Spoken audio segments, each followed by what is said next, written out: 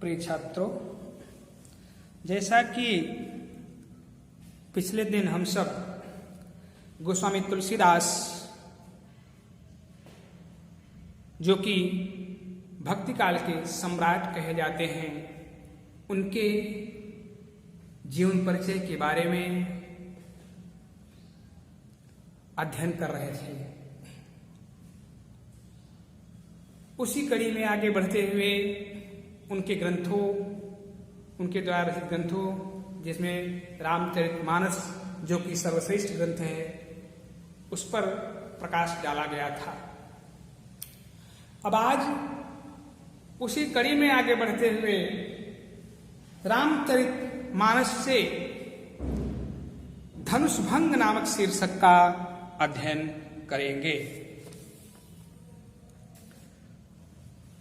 आइए हम सब देखते हैं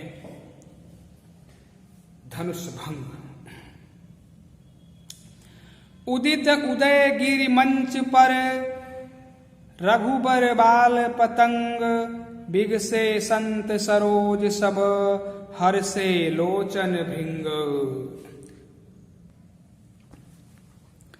कहा कि उदित उदय गिरि मंच पर रघुबर बाल पतंग।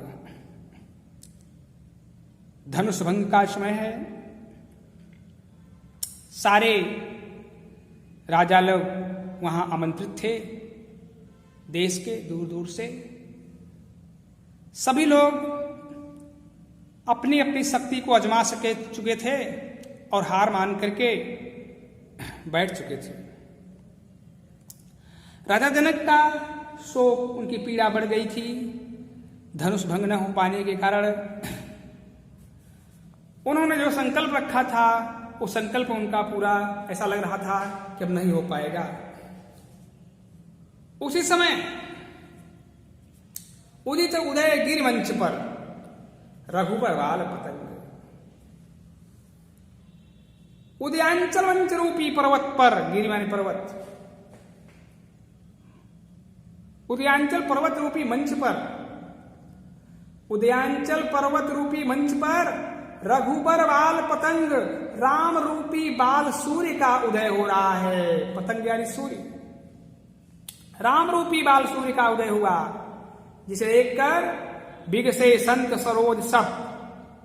संत रूपी सरोज माने कमल जो है वो खिल उठते हैं, कमल रूपी संत खिल उठते हैं और उनकी भौरे रूपी आंखें हर्षित हो जाती हैं, प्रसन्न हो जाती हैं। उदित उदय गिरि मंच पर रघुबर बाल पतंग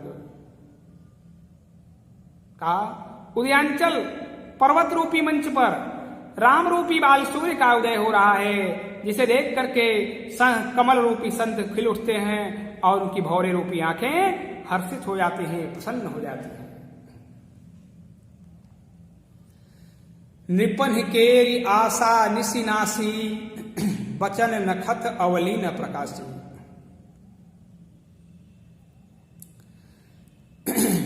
माने महिप कुमुद सकुचाने, कपटी भूप उलोक लुकाने। भय विशोक कोक मुनि देवा, बरसहि सुमन जनावहि सेवा। गुरुपद बंदी सहित अनुरागा, राम मुनिन सन आय सुमांगा। सहज ही चले सकल जग स्वामी, मत्त मंजुबर कुंजर गामी। चलत राम सब पुर नर नारी, पुलक पूरितन भय सुखारी। बंद पितर सुर सुकृत संहारे, जो कछ पुण्य प्रभाव हमारे। तो शिव धनु मृणाल की नाई, तो रहु राम गणेश गोसाई। कानिपन केरी आशा निशिनासी।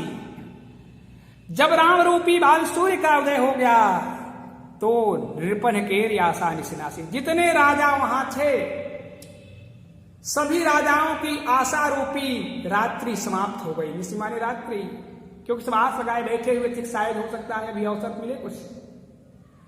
लेकिन राम रूपी बाल सूर्य के उदय होते ही सभी राजाओं की आशा रूपी रात्रि समाप्त हो गई। और बचन नखत अवली न प्रकाशी, अभी तक उनके वचन रूपी नक्षत्रों की अवली माने पंक्तियां खूब प्रकाशवान थी, लेकिन वो सब दीप्तिहीन हो जाती हैं। माने अभी तक जो राजा खूब बढ़ चढ़ करके अपनी शक्ति का प्रदर्शन कर रहे थे, खूब विशेषता कर रहे थे, उनकी सारी आवाज, सारी बोलती बंद हो जाती है। निपन के आशा निशिनासी, समस्त राजाओं की आशा रूपी रात्रि समाप्त हो जाती है और उनके वचन रूपी नक्षत्रों की पंक्तियां दीप्तिहीन हो जाती हैं। मानी महिप कुमुद सकुचानी, जो बड़े मानी यानी अभिमानी, जो अभिमानी महिप यानी राजा, जो अभिमानी राजा वहां बैठे हुए थे वो कुमुदनी की फूल की तरह सूख जाते हैं। जैसे सूर्य के उदय होते ही कुमुदनी का फूल सूख जाता है, कमल खिल उठता है। ये शाश्वत सत्य बात है। तो कहा अभिमानी राजा कुमुदनी की फूल की तरह सूख जाते हैं और जो कपटी राजा थे वो उल्लू की तरह छिप जाते हैं। दिन होने पर उल्लू छिप जाता है, क्योंकि उसे दिन में दिखाई नहीं देता। तो कपटी राजा जो थे वो उल्लू की तरह छिप जाते हैं। भय विशोक कोक मुनि देवा बरस हिस्सोन जनाम हिस्सोवा, और चक्रवे रूपी मुनि जो हैं वो विशोक माने शोक से मुक्त हो जाते हैं। चक्रवे रूपी जो मुनि थे वहां बैठे थे वो विशोक माने शोक से मुक्त हो जाते हैं। और वर्षा सुमन जनाम सेवा, वो सब लोग फूलों की वर्षा करते हुए राम का अभिनंदन करते हैं, उनका स्वागत करते हैं। गुरुपद बंदी सहित अनुरागा राम मुनिन सन आय सुमांगा। गुरुपद बंदी सहित अनुरागा, रामचंद्र जी अपने गुरु के कमल व चरणों की वंदना करते हैं बड़े प्रेम के साथ। अनुराग यानी प्रेम, बड़े प्रेम के साथ अपने गुरु के चरणों की वंदना करते हैं। फिर वहां समस्त बैठे हुए समस्त मुनियों से अनुमति लेते हैं, उनसे आदेश मांगते हैं।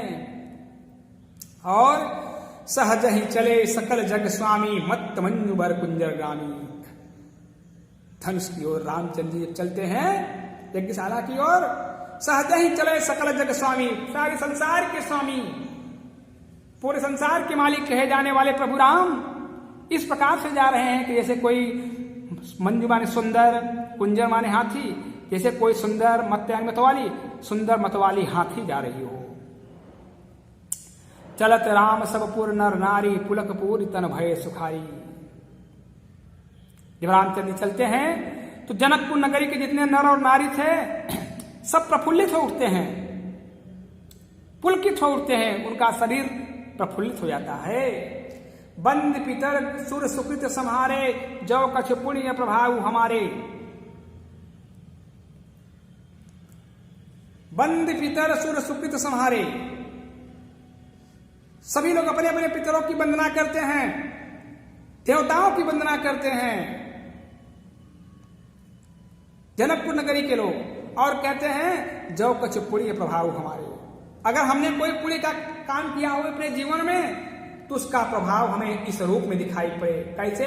कहा तव शिव धनु मृणाल की नाई, तो रहु राम गणेश गोसाई। तो हे गणेश गोसाई, गणेश भगवान शिव धनु को, शंकर भगवान के धनु को रामचंद्र जी मृणाल माने कमल के दंड की तरह तोड़ डाले। कमल का दंड बहुत पतला होता है। कहा कि तो शिव धनु मृणाल की नाई, तो रहु राम गणेश गोसाई। तो शंकर भगवान के इस धनुष को, हे गणेश भगवान, शंकर भगवान के इस धनुष को मृणाल माने कमल के दंड की तरह रामचंद्र जी तोड़ डाले।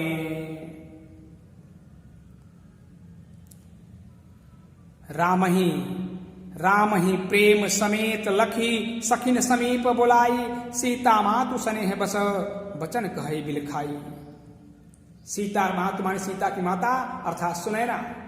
सुनैना जी बड़े प्रेम से राम की ओर देखती हैं, फिर अपने सखियों को अपने पास बुलाती हैं और बहुत दुखी होकर के, बहुत दुखी होकर के अपने मन की बात को, अपने मन की पीड़ा को अपनी सखियों के सामने व्यक्त कर रही, उनसे कह रही हैं। फिर से देखेंगे, उदित उदय गिरि मंच पर रघुबर वाल पतंग, विगसे संत सरोज सब हर्षे लोचन भृंग। कहा कि उदयांचल पर्वत रूपी मंच पर रघुबर वाल पतंग माने राम रूपी बाल सूर्य का उदय हो रहा है, जिसे देख करके विगसे संत सरोज सब कमल रूपी संत सब खिल उठते हैं और उनकी भौरे रूपी आंखें हर्षित हो जाती हैं। नृपढ़ केरी आशा ऋषिनाशी वचन नखत अवलीन प्रकाशी। कहा कि नृपन केरी समस्त राजाओं की आशा रूपी रात्रि समाप्त हो जाती है और उनके वचन रूपी नक्षत्रों की पंक्तियां दीप्तिहीन हो जाती हैं। मानी महीप कुमुद सकुचाए, जो अभिमानी राजा वहां बैठे हुए थे वो कुमुदरी की फूल की तरह सूख जाते हैं। और कपटी भूप उलूक लुकाने, जो कपटी राजा बैठे हुए थे वो उल्लू की तरह छिप जाते हैं। भय विशोक कोक मुनि देवा, जो चक्रवे रूपी मुनि लोग वहां बैठे हुए थे वो शोक से मुक्त हो जाते हैं। और वर्षा ही सुमन जनाओ ही सेवा, माने फूलों की, सुमन माने फूलों की वर्षा करते हुए राम का अभिनंदन करते हैं, राम का स्वागत करते हैं। गुरु पदबंदी सहित अनुरागा, और रामचंद्र जी बड़े प्रेम के साथ अपने गुरु के चरणों की वंदना करते हैं। और राम मुनि आयु समागम, वहां जितने मुनि लोग बैठे हुए थे सभी मुनियों से अनुमति मांगते हैं, आदेश मांगते हैं। सहज ही चले सकल जग स्वामी, मत लग मंजुल बर कुंजरगामी। और यज्ञशाला की ओर पूरे संसार के स्वामी प्रभु राम इस प्रकार से चलते हैं जैसे कोई सुंदर मतवाली हाथी जा रही हो। चलत राम सब पुर नर नारी, पुलक पूरी तन भय सुखाई। जब रामचंद्र जी यज्ञशाला की ओर चलते हैं तो उनको देख करके उस जनकपुर नगरी के जितने नर नारी थे सब पुलकित हो जाते हैं, उनका शरीर एकदम प्रफुल्लित हो जाता है। बंद पितर सुर सुकृत संहारे, जौ कुछ पुण्य प्रभाव हमारे। सभी लोग अपने अपने पितरों की वंदना करते हैं, देवताओं की वंदना करते हैं और अपने अपने अच्छे किए गए कर्मों को याद करते हैं और कहते हैं अगर हमने अपने जीवन में कोई पुण्य का काम किया हो तो हमारे पुण्य के कर्मों का प्रभाव हमें इस रूप में दिखाई पड़े। कैसे? कहा तो शिव धनु मृणाल की नाई, तो रहु राम गणेश गोसाई। तो हे गणेश गोसाई, हे गणेश भगवान, शिव धनु को, शंकर भगवान की धनु को रामचंद्र जी वो कमल के दंड की तरह ही तोड़ डाले। इस प्रकार से कहा कि राम ही प्रेम समेत लखी, सकिन समीप बुलाई, सीता मातु स्नेह बस वचन कहे बिलखाई। रामचंद्र जी बड़े प्रेम के साथ सीता मातु स्नेह बस, सीता की माता अर्थात सुनैना बड़े प्रेम के साथ राम की ओर देखती हैं। फिर सखियों को अपने पास बुलाते हैं और बहुत बिलखाई माने बहुत दुखी होकर के अपने मन की पीड़ा को, अपनी इच्छाओं को उनके सामने व्यक्त कर रही हैं। आज इस एक चरण की व्याख्या हुई, अब कल अगले चरण की व्याख्या होगी।